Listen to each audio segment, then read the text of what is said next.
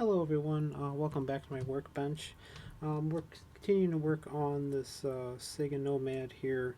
I've got the caps done on it, and what I'm working on now is uh, hooking in the player 1 port. So Sega just put in a standard, you see this 315 5638 chip here. This is the exact same chip they use in their 6-button controller. So, from what I've read online, you can just hook into it um, along the pins here and then pull up the 5-volt line, and that lets you operate the controls internally and externally. So, unfortunately out of IDC cable that's colored, but I'm going with this gray stuff instead, and I'll just watch the color coding on it. And then I'll do some soldering here, and then I gotta check which pin I start on. Pin 16. So I'll start soldering here, and then I'm gonna jump away and work on just pop open a Sega Genesis that this got sent to me. I need to figure out what version it is so I know which caps to order for it. When I do recapping, I like to order fresh caps every time.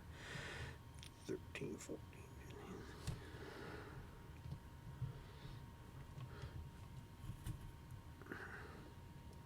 13, 14, 15, 16, 16 is there. A little extra solder on there.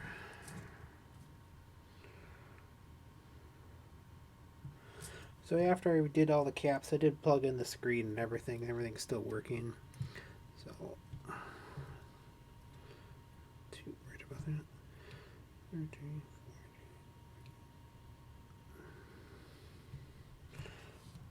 14. Camera's in the way. Okay.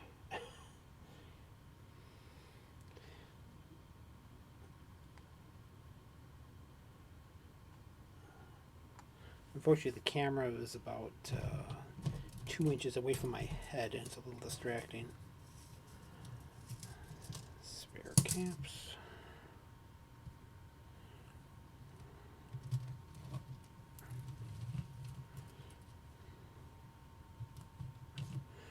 Swapping the caps out didn't make the speaker any louder. It's very clear, but it's not very loud, so I'm not sure what's going on there.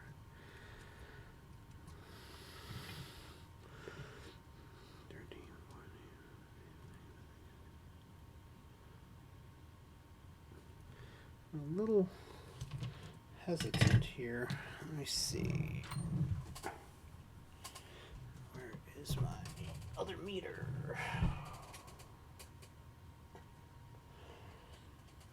Where are you, Red?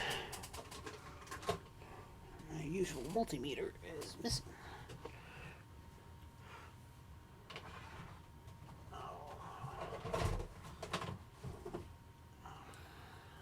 Let's use the fancy one. Okay. My Craftsman ran off too. Maybe I'll solder in on the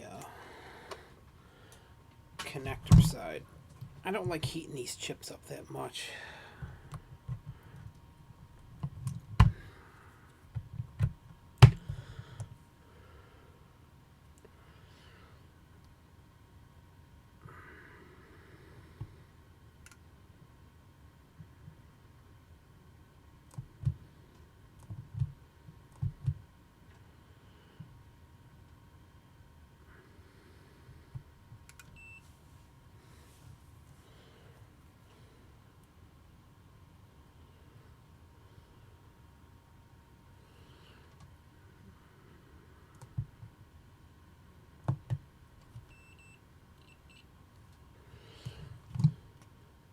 Thirteen, 14, 15, 16.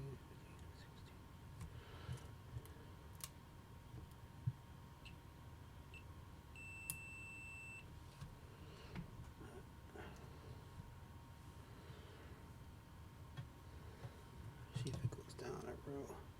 So they said if you pull a pin 24 on here, which is the 5-volt line, it'll clear it up. Oh, you know what? I don't think I'm awake enough to do this.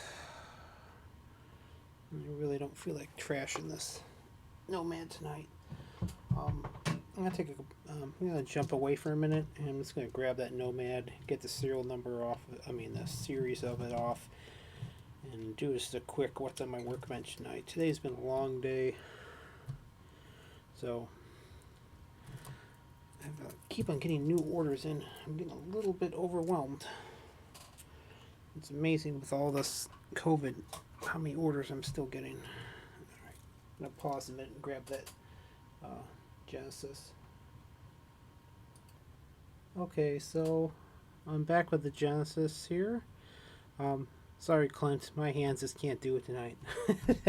I'm just not steady enough to do precision soldering work.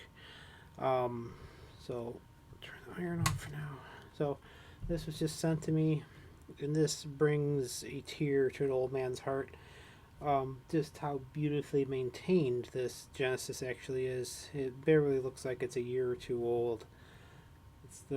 This looks like I'll open it up in a minute and see which version this is, but this one's the high definition graphics version, which means it's an older one.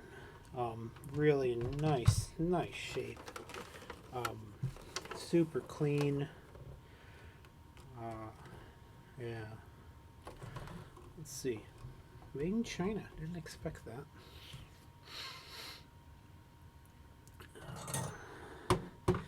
These old, these original Sega Genesis are pretty cool because they had a lot of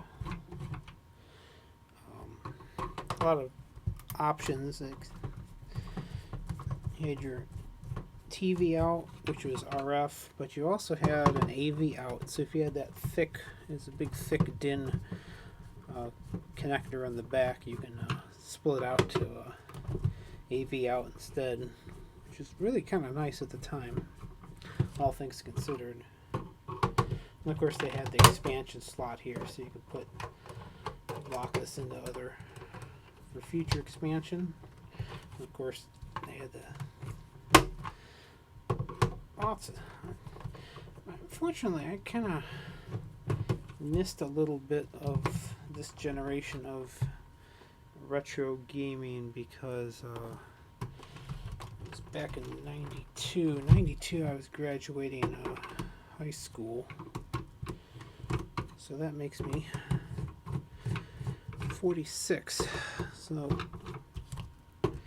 during that time I was kind of busy interested in girls, so I was working on that instead of playing video games, so I missed out on a lot of the 16-bit, the whole SNES.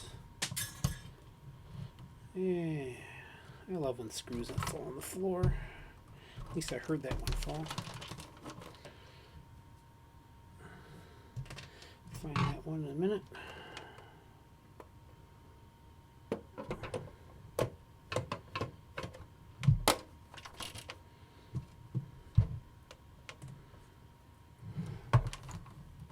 There you are.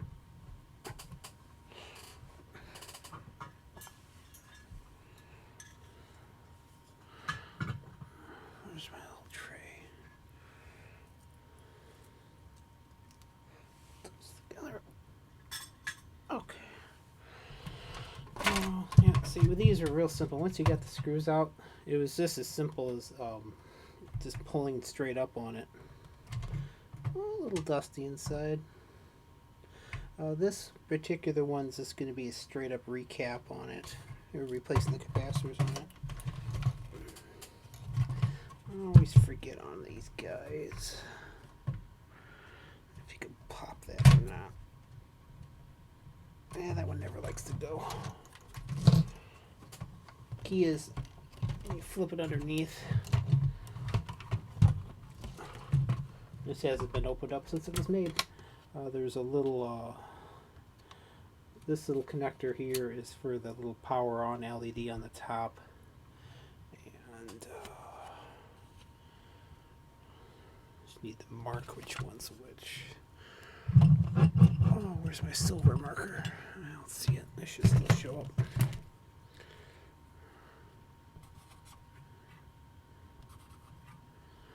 It's marking red and white, so we know.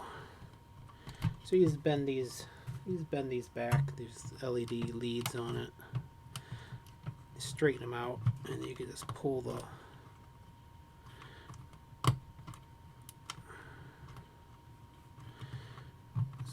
this off. Pliers, straighten them out. Not very high tech, actually. It wasn't really a connector meant for it, but it worked.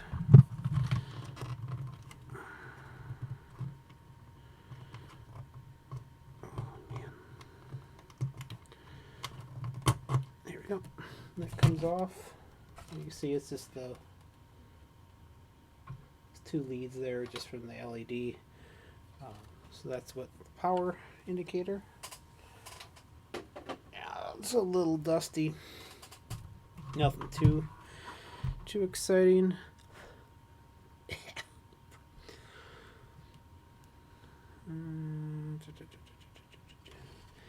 Let's figure out the version numbers hidden on these. Probably have to pull the shield up, take a look real quick. I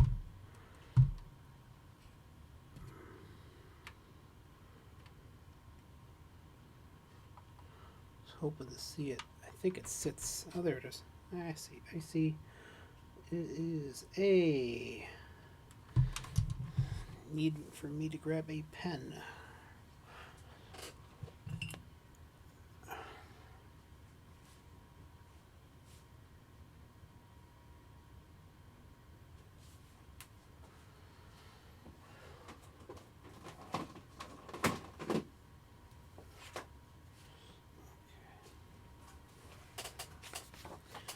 Secret weapon. Paper. I see. BD. M5.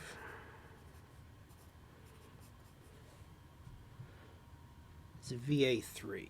Okay. So I'll tell this nice patron that it's a VA3.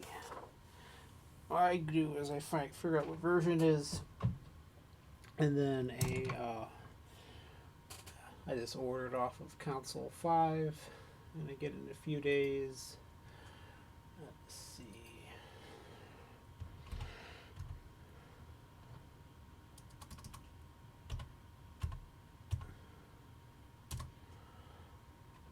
I like console 5 because they keep everything in stock. It's a VA3.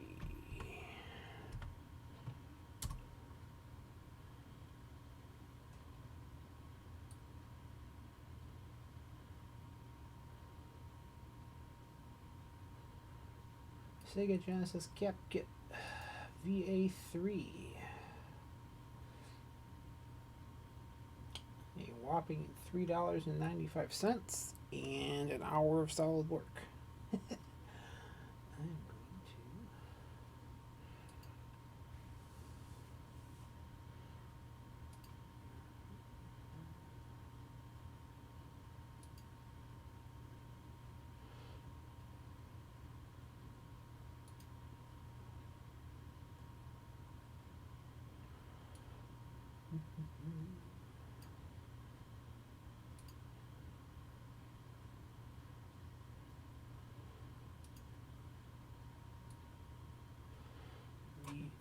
postage costs more, about the same as the item, which is always lovely. That's alright.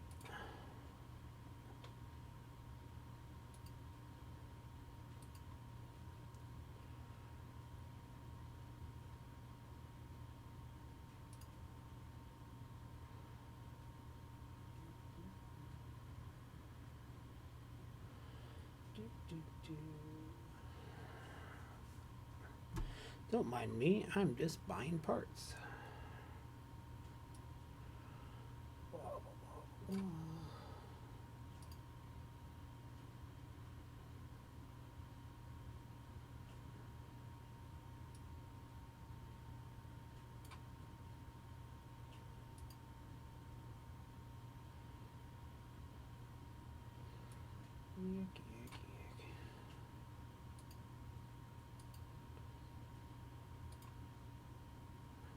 So yeah, this is a VA3. Pretty common version. So this was built on the 6th of December 1991. So it's got some years on it. They're pretty decent caps. I mean, if you ever look at caps, they're if they're blue, that usually means they're aluminum, which do actually last. You will get quite some time off of them. So, oh, sorry about the blackness there. I didn't even know it was doing that. Yeah. So here's your little friend here. So yeah, if you actually look through this hole here, you can actually see the version number of the board.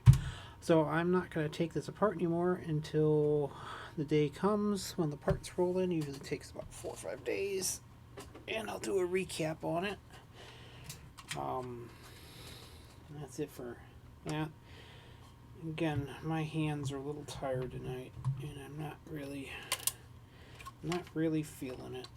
I've been doing caps on that Nomad for the last 2 days, and I can feel it in my hands because you have to pull them all off and all that precision work. Alright, let's put this away.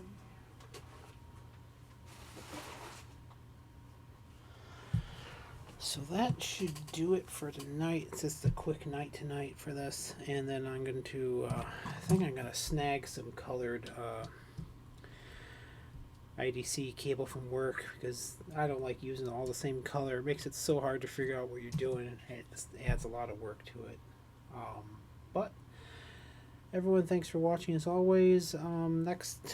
So I'll be soldering up that cable tomorrow for the controller, and I'll probably knock out 1 or 2 of the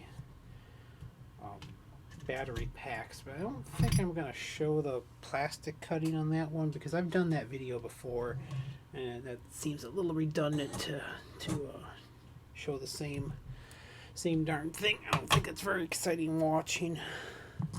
But if you want to see me cut more plastic, let me know. Otherwise, I've done it before, so I can always link to my previous efforts on that. So everyone, thanks for watching. I'm heading to bed early tonight. Tomorrow is my half day of regular work, so should be have a little more time tomorrow to work on get more progress on this Nomad, and then battery packs, and then once that's done, I gotta cut some holes in the Nomad, which shouldn't take too long, and then after that, CDX, and that's next.